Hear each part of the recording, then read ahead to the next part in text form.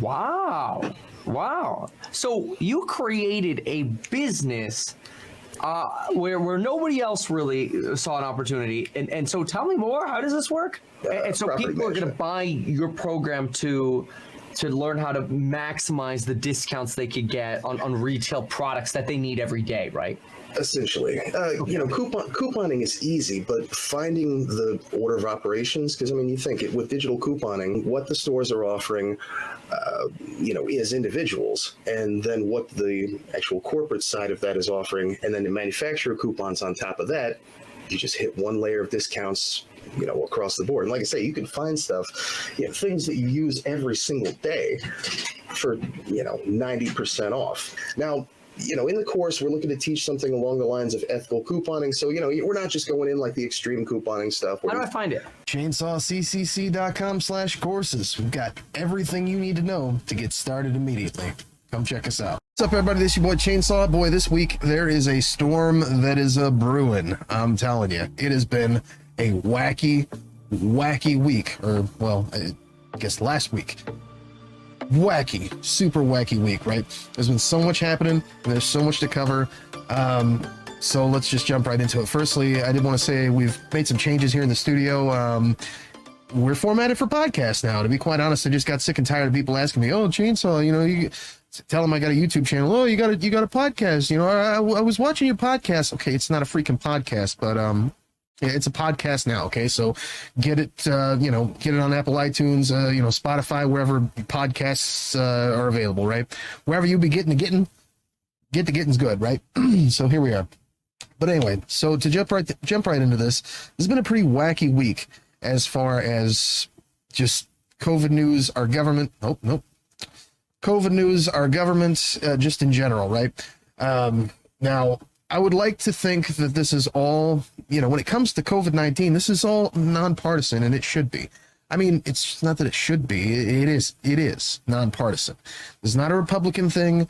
This is not a Democrat thing. This is just a thing. Like, this has nothing to do with the left or the right. Left or the right. Teleprompter screwing me up here. It has nothing to do with the left or the right. It's not a Republican or Democrat thing. It's not a liberal or conservative thing, right? Now, that's not to say, and I was surprised a little bit, that there are not some serious whack jobs on both the left and the right who have some really just nutty ways of handling the pressure, right? And we're going to just jump right into that. Obviously, later in this video, we're going to discuss some of the experiences that I had this week and some of the things that I came across. But, first, I want to take a look at something that's been happening over in, and this is something to consider. This very well could have been us had the measures not been taken as seriously, or, I guess here in Missouri, taken less seriously than they were, because it doesn't seem like COVID has been taken very seriously by very many, save for those working in the healthcare sector. But let's take a look at what's been happening in other states, specifically over in good old Idaho. So I want to just jump right into this. Meanwhile, hospitals in Idaho's Panhandle are now under an activated crisis standards of care because of new COVID cases starting to impact other medical care. The hospitals are facing a severe shortage in available beds in the northern part of the state, combined with a shortage of staffing. Late today, Idaho's Department of Health and Welfare provided an update saying while the situation in the north has reached this critical level, the rest of the state is not far behind. For the rest of the state, we remain dangerously close to crisis standards of care. If we will look to see if there's any additional assistance that we can provide to Kootenai Health and other hospitals in the north by way of transferring patients. And while I greatly appreciate the hospitals in the southern part of the state stepping up to that challenge, that could further exacerbate the condition in the southern part of the state, and we'll deal with that as that situation materializes. They say they are concerned as they are seeing younger patients more than any time during the pandemic.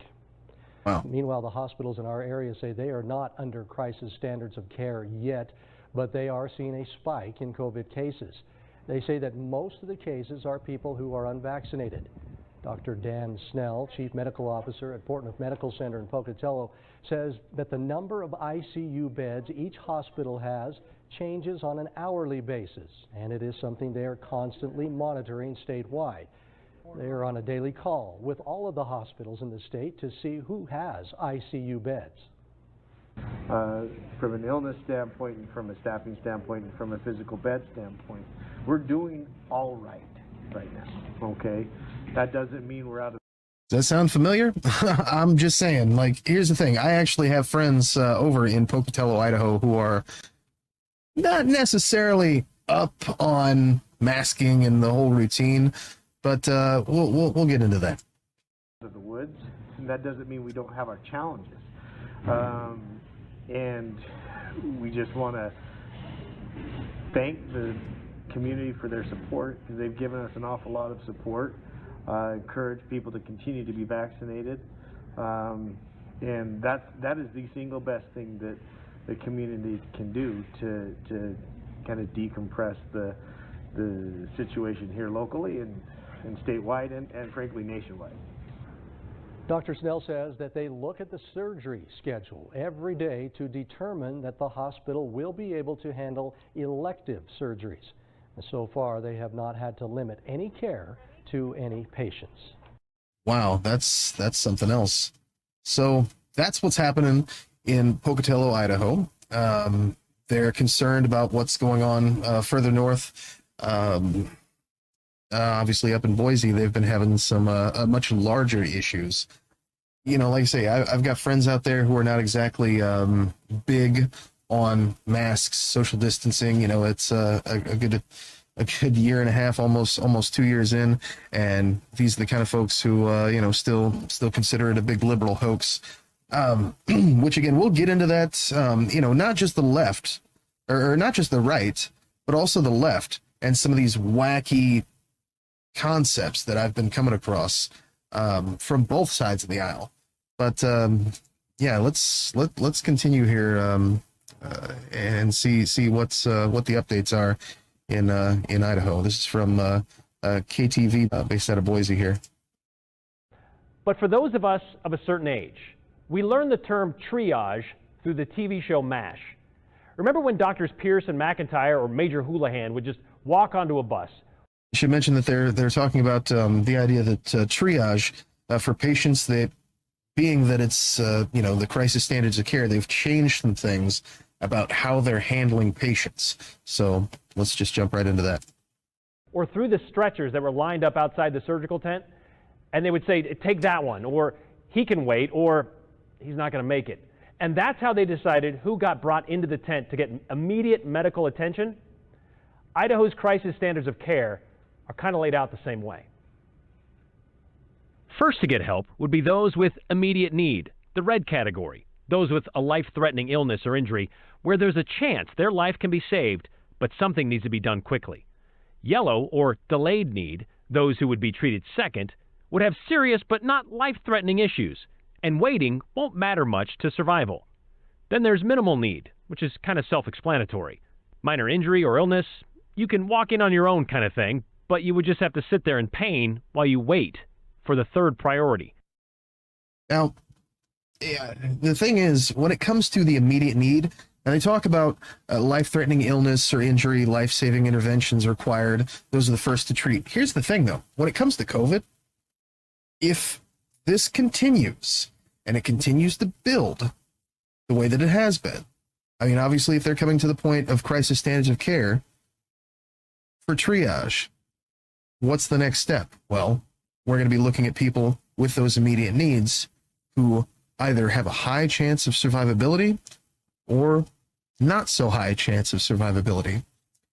Now, if you're one of those who hasn't been vaccinated, you end up in the hospital, let's say in Boise, and this situation just continues to go as it is, there may be a chance that if your illness proves too life-threatening to take up the resources for someone that they actually could heal, you might not get the treatment that you're looking for. So if you're betting on hospital care, first of all, I don't know why you would do that, but if you are, there may come a point because of people who put themselves in that situation because of the lack of resources and the lack of personnel to handle it, that you may not get that treatment. That's taking a risk with your own life here. But let's continue. The fourth category, and one which would have been higher in different circumstances, the expectant or code black. That means you're in a bad way and not expected to survive what ails you, meaning they could try, but it would take too many resources and likely wouldn't have the desired outcome. In crisis standards, those folks are pushed to last. Oh, damn, I spoke too soon. It's already happening now. Whereas in conventional care, that try would come much sooner. The State Department of Health and Welfare planned out these priorities last year when we were this close but never got there. But this is what is happening right now in North Idaho. In other words, if you break a wrist, the bones that are in your wrist, and you need surgery to fix it so it doesn't heal improperly, well, that's going to be tough. And while it may not be under the urgency of or the backdrop of war, like in MASH, nor is it because of a tragic natural disaster, this is still the state of care in 10 of Idaho's hospitals. Governor Little used this news today as a chance to address vaccinations once again. We have reached an unprecedented and unwanted point in the history of our state, he said. We've taken so many steps to avoid getting here, but yet again, we need to ask more Idahoans to choose to receive the COVID-19 vaccine. Right now, only 49% of eligible Idahoans have been fully vaccinated. And before you think, well, that's just up north, we're fine everywhere else, let's take a look at what it looks like statewide. The last week of August, the day the governor toured an ICU and saw all the COVID patients fighting for their lives, and he called it heartbreaking, the state website showed there were 72 ICU beds available. It dropped to 31 the next day. We bounced back towards 60 for a couple of days, but since September 2nd, in just 4 days, we have dropped to 11 available beds. 11 available beds in Idaho's intensive care units across the entire state. That's a drastic drop and a pretty low number, not as low as 4, which is the number Governor Little pointed to last week, while the state's website showed that 72. But because of that discrepancy, which a lot of you pointed out, the state changed the way it charted available beds. Instead of just open beds, or including open pediatric ICU beds, since September 3rd, they are tracking just beds that are available and able to be staffed. So basically, the state of Idaho has been tracking available beds in the same way that the state of Missouri, the state of Florida, has been tracking cases.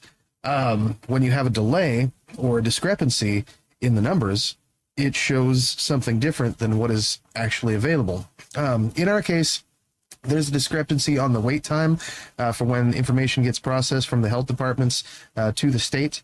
So if you actually look at our COVID cases and our COVID deaths, it will always look as if cases are going down and deaths are going down because there's a delay in those postings. It's the same crap that was going on in Florida, for months. Basically, they're just trying to hide their numbers in order to look better, make the situation look better than it actually is. But don't take my word for it. Please do not take my word for it. Check it out yourself. The information is definitely available with your local health department. So this exciting stuff has been so overwhelming that it's actually made national news or, headline news. Or at least it was featured on MSNBC just a couple of days ago. So let's take a look at that real quick. This week, of course, Idaho had to take the terrible step for the first time in its history of activating crisis standards of care. Crisis standards of care means that hospitals have an ethical and legal framework from the state to ration health care. Because in North Idaho, they no longer have hospital capacity to treat everyone who needs treatment because of the number of very sick COVID patients swamping the hospitals. Officials in Idaho are warning that they're dangerously close to actually having to implement crisis standards of care for the entire state of Idaho. Idaho is in real crisis right now. How's the state's leadership contending with this crisis? Interesting story there, it turns out. The largest health district in Idaho is it's called Central District Health. You see it's right there in the center of the state. It has a 7-member health board that's appointed by local county commissioners. And this summer, as Idaho steamed toward this unprecedented collapse of their hospital system, with literally active duty federal troops having to come in to staff beds, with hospital care officially being rationed because they are swamped with COVID patients, this summer, in June, officials in the state's largest health district fired a 15-year veteran of that health board, a nationally recognized physician who had given mainstream COVID advice in line with federal guidelines. They fired him. Sound familiar? The person Idaho picked to replace him, to join the biggest health board in the state in the middle of this crisis, is this guy, who is a pathologist who runs a local medical lab. He says that we should call the CDC the Ministry of Truth because they're just like the propaganda arm of the fictional totalitarian regime in the novel 1984. He says COVID vaccines must be, quote, stopped. He calls vaccines a, quote, poisonous attack on our population that needs to stop now. He has also advocated for the use of the horse deworming medication ivermectin, which the CDC, the FDA, and the drug zone manufacturers have pleaded with the public to stop using to treat or prevent COVID, since it neither treats nor prevents COVID, but it's very easy to OD on it and make yourself very ill. This is how the local NPR station in Boise headlined their article about this doctor's appointment to the Central Health District. Quote, doctor up for Idaho Health Board spot calls COVID-19 vaccine needle rape. Because So with that, we've got anti-vaxxers in charge of certain aspects of healthcare. We've seen that here at the state level. When it comes to local positions regarding, those involved in who's charting these deaths, these COVID deaths. Boy, it's time to roll those pant legs up, because it's just getting deeper and deeper. he did in fact call it that. He was officially approved to the Idaho Central Health District Health Board this week. He had competition. There was also an epidemiologist who was up for the spot and an infectious disease specialist who was up for the spot, but they went with the guy who calls vaccines needle rape instead. Wow. As the state of Idaho approaches statewide crisis standards of care in hospital rationing because of the crush of COVID patients they are contending with, there appears to be a mismatch in terms of the crisis that Idaho is facing and what its leadership on the ground is doing about it. So that's really something else. So basically what we've seen here is a state that has not taken COVID very seriously and is now facing the repercussions of that.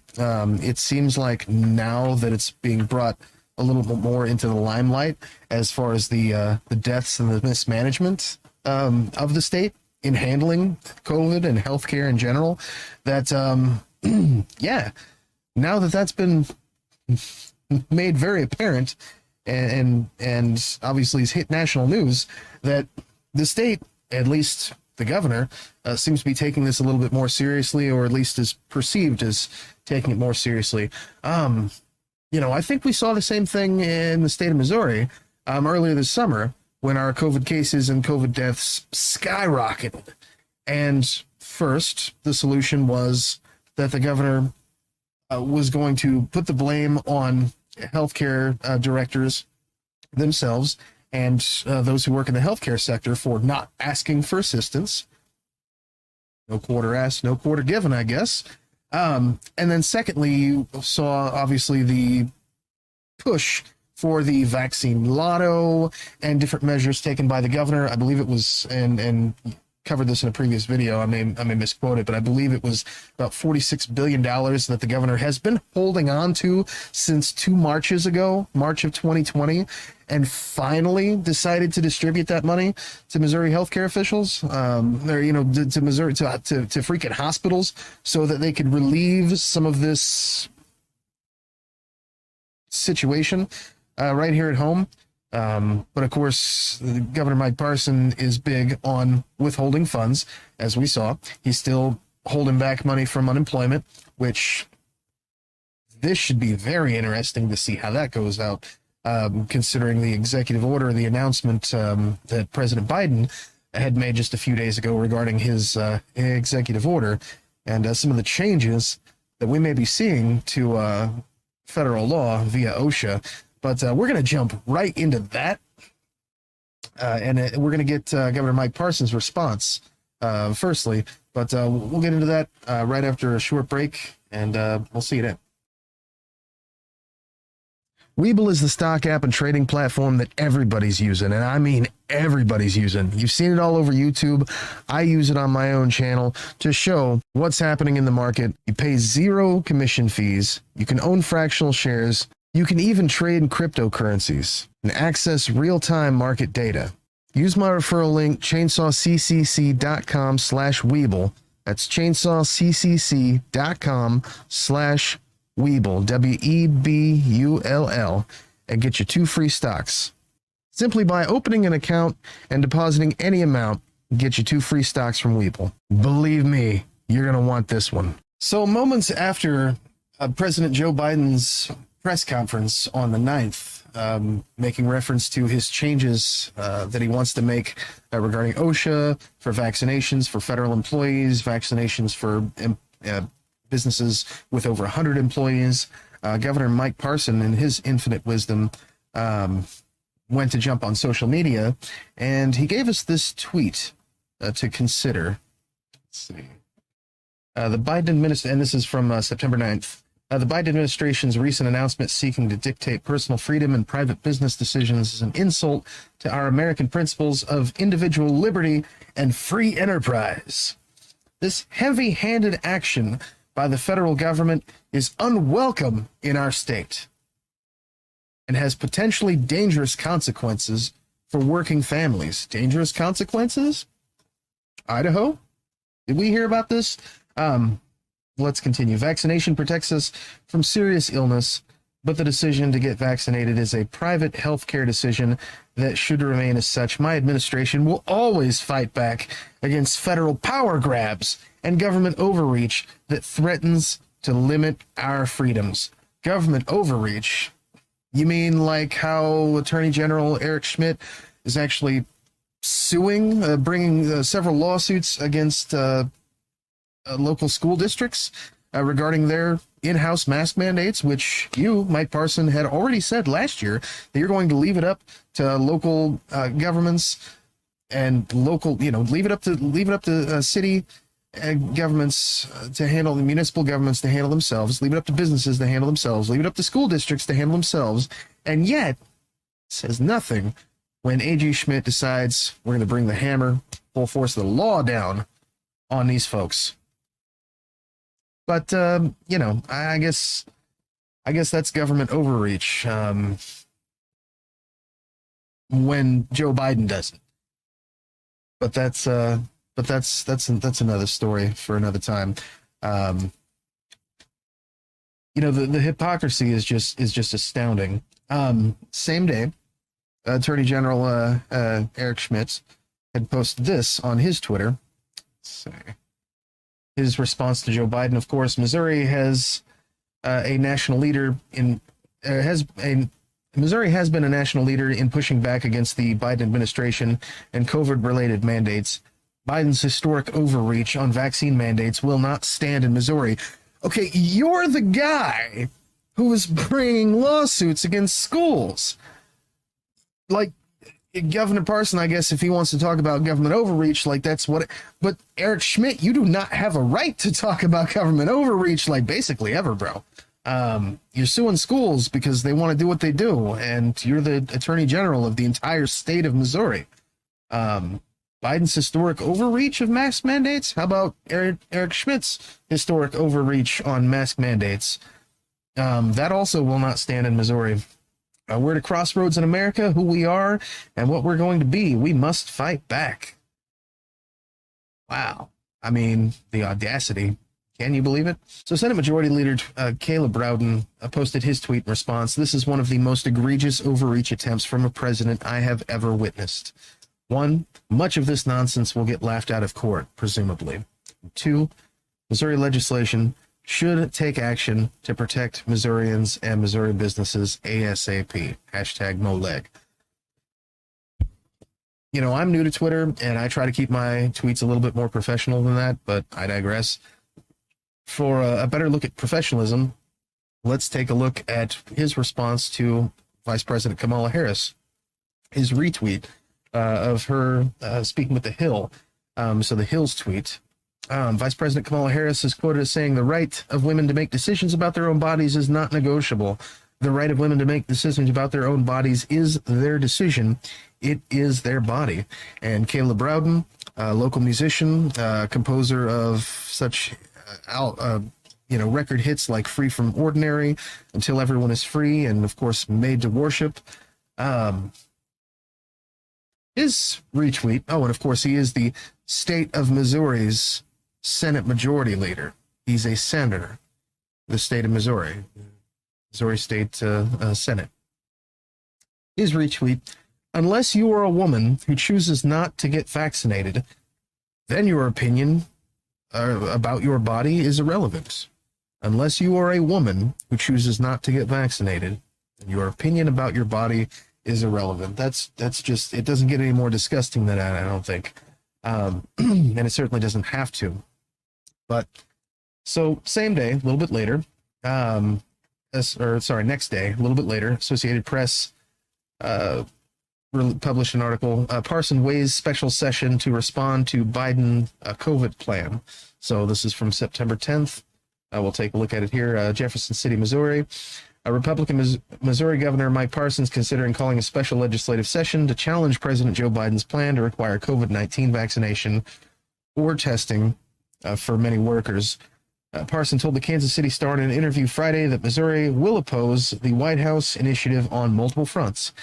He didn't elaborate, but left open the possibility of a special session. "I don't plan on letting that happen in Missouri." Parson said of the mandate or testing proposals, "I think the president is totally wrong on the policy he's setting forth." Boy, you wouldn't think he'd let the attorney general just bring lawsuits against local school districts for mandating masks in their schools for the safety of children. Imagine that. Biden announced sweeping new orders Thursday that will require employers with more than 100 workers to mandate immunizations or offer weekly testing. The new rules could affect as many as 100 million Americans, although it's not clear how many of those are currently unvaccinated. The U.S. is still struggling to curb the surging Delta variant of the coronavirus, which is killing thousands each week and jeopardizing the nation's economic recovery. Representative Tony Lavasco, an O'Fallon Republican, wrote to Parson asking that legislators be allowed to address the Biden plan. He said the president's plan demands an immediate response. Well, it's about time they think something demands an immediate response. The House Judiciary, it's unfortunately the wrong thing. The House Judiciary Committee is planning to meet Wednesday to hear from Missourians about the vaccination plan. Lawmakers will already be at the Capitol for a short session to consider whether to override Parson's vetoes on bills. Republican House leaders in a joint statement called Biden's move an abusive overreach by Washington bureaucrats who are out of touch with what is best for Missouri's businesses and families. Asked Friday whether Missouri's response to Biden would involve a lawsuit by Republican Attorney General Erich Schmitt or a special session, Parson concluded, "I think multiple fronts, we're going to fight on that."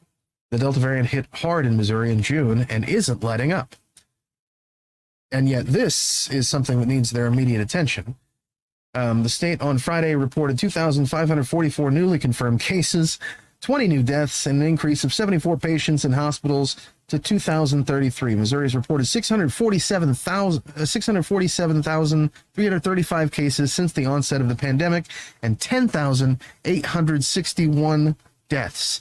And yet this is something that these guys feel needs their immediate attention. Wow. You've got to be kidding me. Their immediate attention, like we have to pool all of our resources and figure out how to handle this. Not dead Americans, not dead Missourians. I mean, wow. The audacity of these guys to pull this stuff right before September 11th. Right before September 11th. The audacity. I mean, and I don't mean that to be political, but it really isn't. Here's the thing. Over 500,000 Americans are dead because of COVID. Not because of illness, not because of respiratory failure, not because of car accidents, not because of alcoholism, not because of homicide, because of COVID-19. Okay? Wow. 647,000 cases in Missouri. Almost 11,000 dead Missourians. Just Missourians. And yet, vaccine mandates through OSHA, something that is very much, that the president is very much able to do, is something that needs their attention immediately. So we'll get into that. So back to Twitter real quick. Governor Mike Parson, same day, our administration will reject the Biden administration's attempt to enforce an unconstitutional federal vaccine mandate for Missourians and private businesses. The Office of Governor has been in communication with leadership in the state of Missouri, Missouri's General Assembly, and the Attorney General Office to assign resources for a pending legal fight. So let's hear from Attorney General Erich Schmitt. Okay, so his response: Missouri has been a national leader in pushing back against the Biden administration COVID-related mandates. We're at a crossroads, right? No vaccine mandates, no mask mandates, no lockdowns, no vaccine passports. Well, at least he's consistent there, because his previous post about government overreach doesn't really key up when it comes to consistency, because his office, again, is suing local schools. And yet President Biden wanting to put a vaccine mandate through OSHA for employers having more than 100 employees is government overreach. I mean, can you see the hypocrisy just swelling as the days go by here? And lastly, from Attorney General Erich Schmitt, we must continue to fight back against the unprecedented accumulation of power under the guise of COVID. It won't stop with vaccine mandates. What kind of whack job conspiratorial crap is that? Where does it stop then? Where's the next step? I'm super curious. More people are waking up to the fact that this is a slow march to socialism and authoritarian rule. We need to stand together and fight back. Slow march to socialism, you say? Wow, that's interesting. Authoritarian rule, you say? That's super interesting. So, again, the next day, Erich Schmitt posted on his Twitter, does anyone really believe that the left won't declare in-person voting to be too dangerous next year? Mail-in ballots, no signature verification, ballot harvesting, it's all coming, and their big tech media partners will give them cover. Boy, the conspiracies, they just keep building and building and building. I mean, he is running for Senate, so, that's definitely got to play to the base, right? The conspiracy theorists, the QAnon whack jobs. I mean, like I said, this is not a Republican or a Democrat issue. Healthcare, COVID, none of this stuff. None of this stuff is Republican or Democrat. It's simply healthcare. It's simply what it is. I mean, it can be made political by this sort of atmosphere. Firstly, if we want to be consistent with that, I would say very easily the solution would be to not be putting together a lawsuit against school districts to stop their mask mandates in places where they know how to handle themselves. Okay, they're talking about government overreach and then committing the same. It's not even it's the exact same kind of government overreach. I mean, how can you not see the hypocrisy in their own actions? So furthermore, once these leaders aggregate the kind of power and control they are attempting to wield under COVID, they never want to let it go. In fact, they want more. Later that day, he posts a republic if you can keep it, hearkening back to Benjamin Franklin.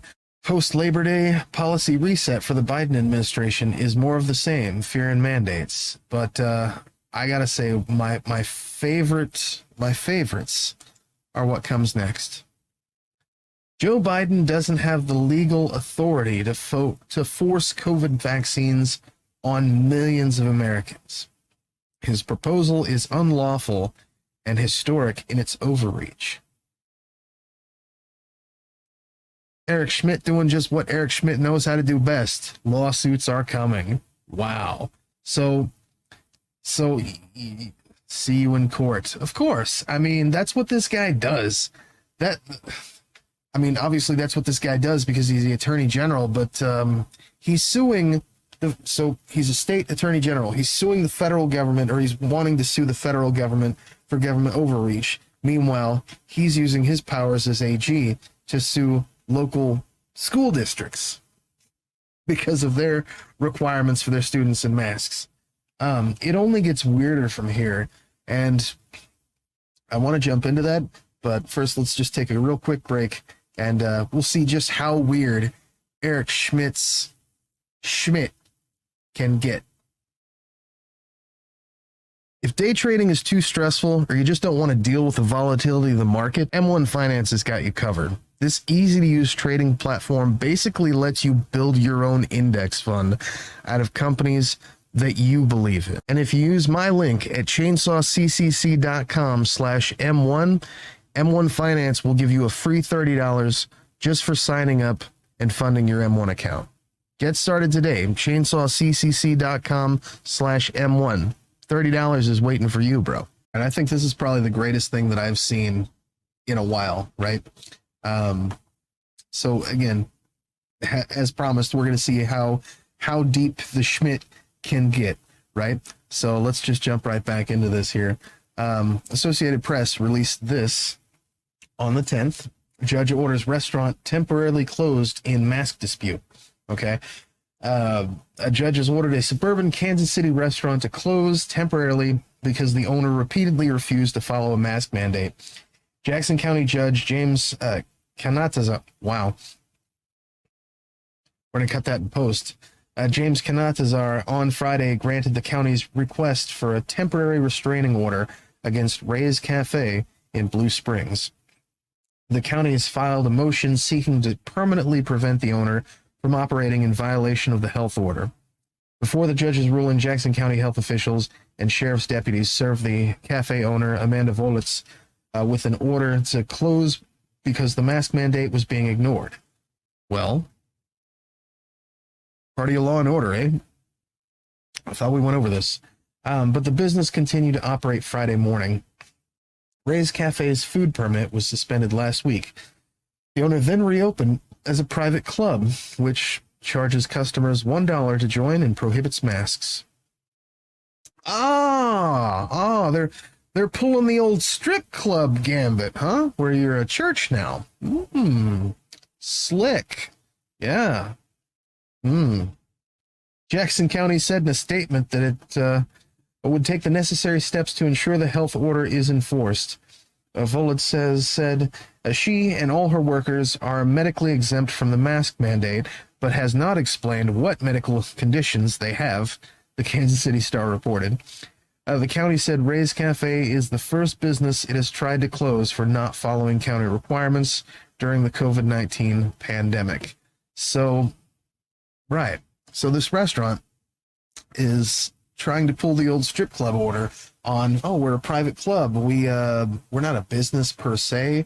We're just having folks over and they're making, $12 contributions to our club. And we just so happen to be giving away free food to folks based on what they're looking for. The same thing we see in the nightclub industry when it comes to gentlemen's clubs.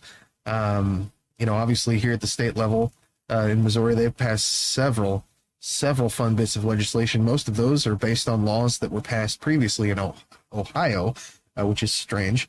But having certain requirements and regulations on gentlemen's clubs, so a lot of them have just gone the route of calling themselves private clubs. They're just members, and you buy a membership and all of that. So anyway, as promised, this is how deep the Schmitt gets. Erich Schmitt tweeted in response to this, local bureaucrats hell-bent on control under the guise of their mask mandates shut down Ray's Cafe in Jackson County. The owner is a single mom trying to provide for her family. I'll be there at a rally this morning to support her and we the people who've had it with government overreach. Come on, guy. Stop with the government overreach stuff. Like, if Mike Parson wants to say that crap, that's weird, but I guess he can. That's cool. But, like, you, sir, are not allowed to talk about government overreach. You gotta be freaking kidding me. That's really something else. I mean, the audacity. The absolute sheer audacity of this guy. And when it comes down to state legislators or the attorney general or the governor talking about how President Biden doesn't have the right, like, he doesn't have the right to use his federal power in this way. I want to remind folks about Governor Parson's executive order cutting unemployment benefits months ago for working families across the state, even though Missouri statute, what was that, RSMO 288, clearly shows that Governor Parson does not have the right to cut those benefits. That as governor, the Missouri state legislation, statutes, and the federal statutes, U.S. code regarding the Department of Labor and the creation of unemployment as a given, which is also attached to Social Security there, or it mentions Social Security in its references Social Security in its creation. And again, this was written back in the 50s, okay, so it's not something new, that this actually does not allow for Governor Mike Parson to have the right to an executive order stopping unemployment for Missouri families. And yet, we had a judge, was a district court judge there in Cole County, who just decided, made it up out of the freaking blue, that he was going to rule on that however the hell he wanted to. So, you know, keep in mind, when they talk about who does and doesn't have the right, apparently rights don't freaking matter here in the state of Missouri. Cronyism is what matters. So definitely something to think about. Now, when it comes to all of these mask mandates and government overreach and all this wacky stuff, right? You've got to think, well, wait a minute, Chainsaw, you know, I've been watching your channel for a while. Didn't you just do a video recently about, you know, the Caleb Rowden is calling for Missouri legislators to protect the freedoms of these anti-vaxxer QAnon whack jobs, right? And Governor Parson and Attorney General Erich Schmitt are all over this as well. And they're asking legislators to help them in the fight. Well, didn't you just do a video about a Missouri state legislator whose husband died of COVID-19 and who was an avid anti-vaxxer? Yes, I did. That was recently. Did a video, posted it about Sarah Walsh and her husband, who had obviously had been very outspoken, both of them, about vaccines and masking and, you know, all of that. And the next thing you know, he dies of COVID, complications of COVID-19. So my first thought is, well, if they're calling on Missouri legislators, what does, you know, Sarah Walsh have to say about all of this? And so I took a look here at her Twitter page, and the first thing that I found was this monstrosity. Sarah Walsh posted this on looking like the 9th. Oh, wow. Yeah. So, retweet from Nick Schroer. Joe Biden is, and this is coming from a lady whose husband died of COVID, who refused to take the vaccine, spoke out publicly. You know, he worked in Vicky Hartzler's office, apparently for 10 years. All of them are strong anti-vaxxers. Okay. She tweeted, Joe Biden is trampling our constitutional rights and destroying the American dream. Business owners must never be forced to make their employees choose between their constitutionally protected freedoms and their livelihood. That's a quote. That is such a quote. She included it in her posts as an image because she wanted to say that incredibly stupid nonsense twice. Wow. Wow. How do you even have the audacity? That's cold. That's so cold. That's so cold and so stupid. So looking down at the responses on Twitter, it really grabbed my attention, and we'll use this to transition into the social media context here. Let's see. Steve, this is from Solus Populi Suprema Lex Esto. Their response, it's bad. But I'll read it. I might get this video deleted. Definitely will probably get this episode of the podcast deleted. Steve Walsh loved every second of his freedom, all the way up until he was coughing up blood from his lungs and needlessly dying in the hospital. Biden is trying to keep people from killing themselves needlessly and from hurting others. Climb off your cross and help for a change. I mean, what more is there to say? That's sick and disgusting, and, you know, people like that have no business in government. People like that have no business, honestly, people like that have no business serving freaking food. This isn't a Republican thing. This isn't a Democrat thing, as I said before. And I'll go into that real quick before we jump into the break. So I belong to several conservative groups, on social media, actually Facebook. And I also belong to several, progressive groups. Okay, I would say liberal, but liberal's not a real thing. It's a goofy buzzword, and it's ugly. But I belong to several conservative groups. A lot of them also, not. What's a good way to say this? So not the QAnon whack job. Just fiscal conservatives. Just specifically when it comes to spending. What we should be spending our money on, but I digress. And then I also belong to progressive leftist groups, just to get a good opinion on what everybody's at. And from what I can tell, when it comes to vaccines and COVID and masks and social, this isn't a left versus right thing, unless you just believe the media, unless you just believe the liberal media, or unless you just believe the QAnon whack job, conservative media, right? I mean, it's not political. Dying and coughing up blood from your lungs, as these folks had so eloquently put it, is not a political motive. Okay, it's not something that you don't vote for that. I mean, I guess you do now because there's so many whack jobs out there. But I was actually surprised to find so many anti-vaxxer progressives. The idea is. And this should surprise any conservatives who are watching my channel or listening to the podcast. There are several groups and several individuals of anti-vaxxer leftists. The idea is bodily autonomy is very important to them, and therefore they are not for vaccine mandates.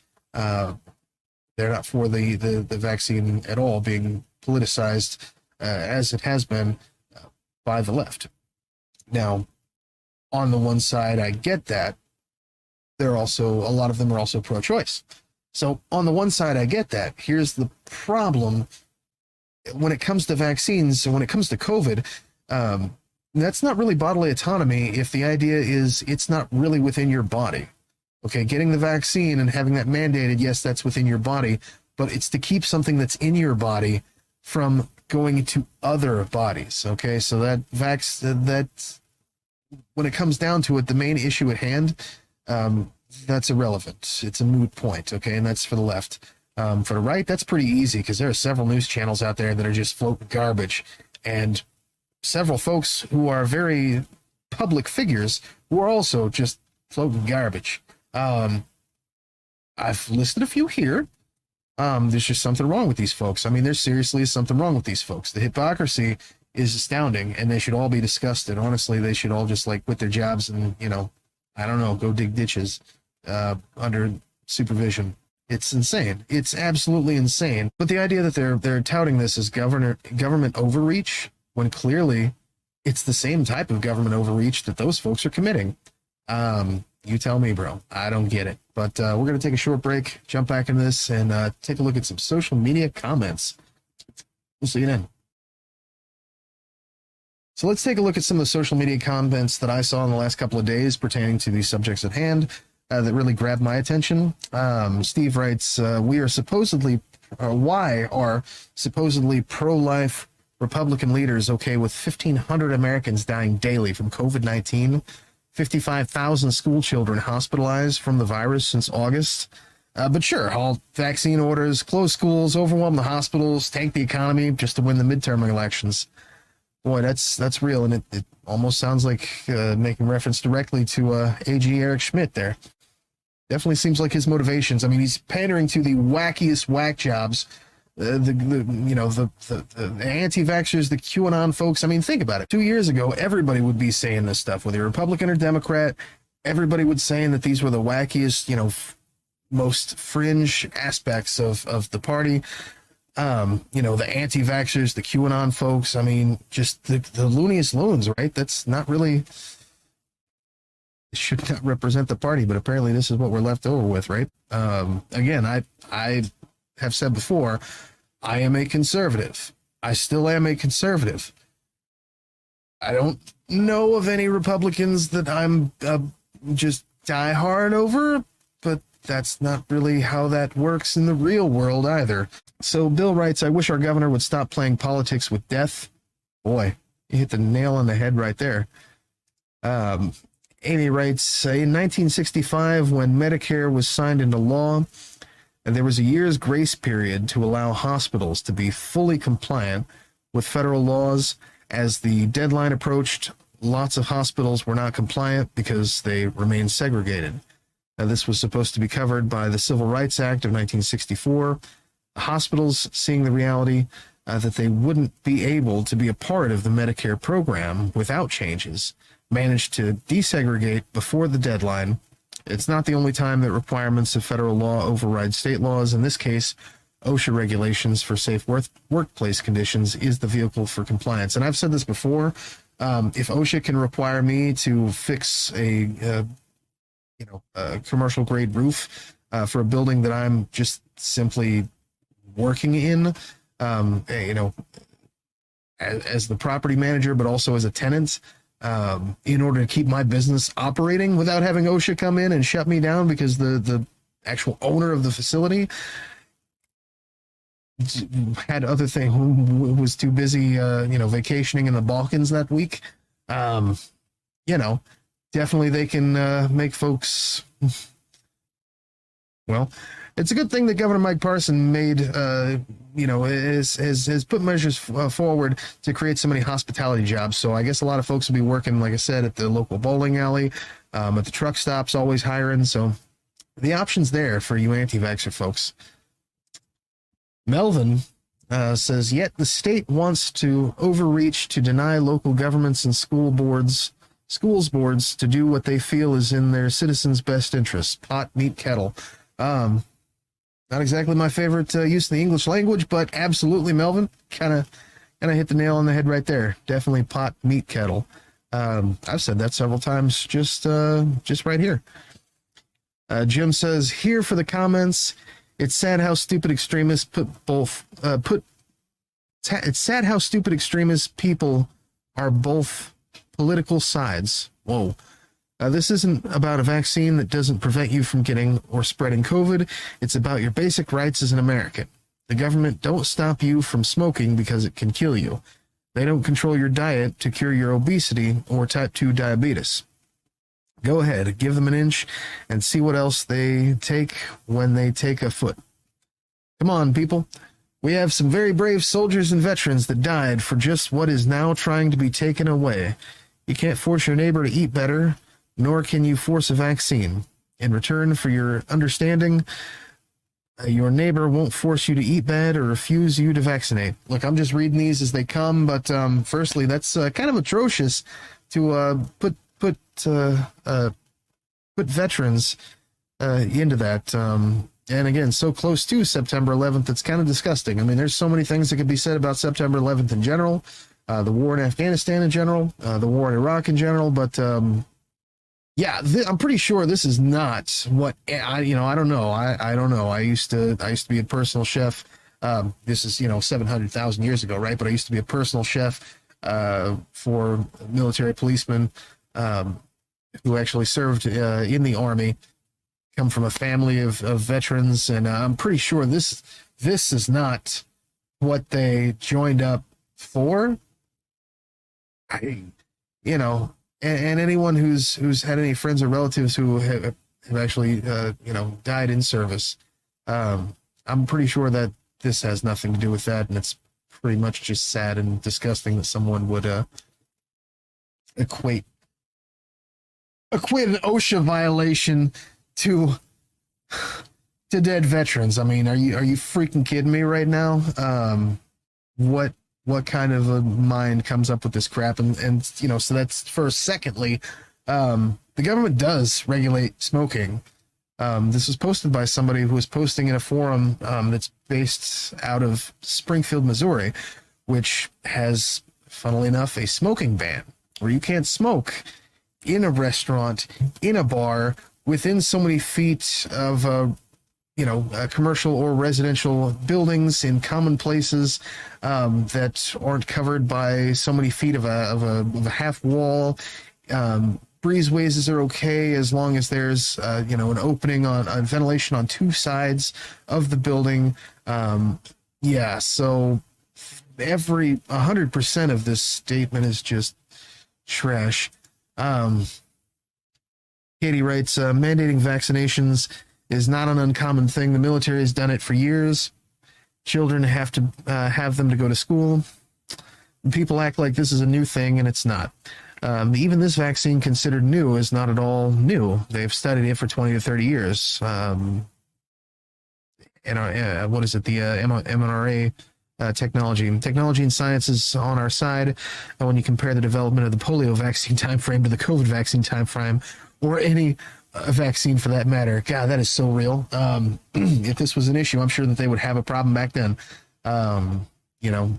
Without the technology that we have today, and they were still able to come up with smallpox vaccines, polio vaccines. Basically, by today's comparison, those folks were working in the dark ages, but still somehow were able to get it right. And finally, Scott, absolutely stupid from this administration. I'd expect nothing less. The vaccines are not working, folks. The vaccines are not working, folks. Time to try a different direction. Israel is 90% vaccinated, and they are having surges, as well as 86% of the people in hospitals there are fully vaxxed. Well, let's dig a little bit deeper there. Obviously, I'd pre-prepared this, so NPR posted just last month, actually, on 20th of August, highly vaccinated Israel is seeing a dramatic surge in new COVID cases. Here's why. Immunity from the vaccine drips. Israel had a fully vaccinated slightly over half its population by March 25th. Infections waned. Venues reopened to the vaccinated, and the prime minister told Israelis to go out and have fun. By June, all restrictions, including indoor masking, were abolished, but Israel paid a price for the early rollout. Health officials and then Pfizer said the data showed a dip in the vaccine's protection around 6 months after receiving the second shot. So it's good for 6 months, and then it starts to dip. The Delta variant broke through the vaccine's waning protection.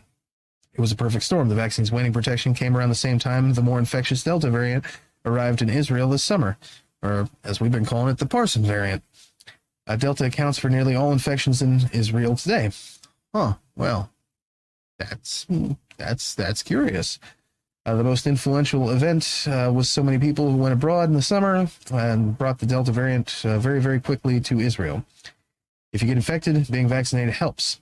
Good news is that among Israel's serious infections on Thursday of the week, According to Health Ministry, the rate of serious cases among unvaccinated people over age 60 was 9 times more than the rate among fully vaccinated people the same age category. The bad news, doctors say, is that half of Israel's seriously ill patients who are currently hospitalized were fully vaccinated at least 5 months ago. Most of them are over 60 and have comorbidities. Isn't that the same thing that all the anti-vaxxers last year before there was an vaccine, or sorry, all the QAnon nut jobs before there was a vaccine, the anti-mask people were making reference to, oh, it's just like the flu. Everybody who died has comorbidities. Well, these folks are just making up any excuse they can, acting like the rest of us weren't here to watch the whole process. Israel's high vaccination rate isn't high enough.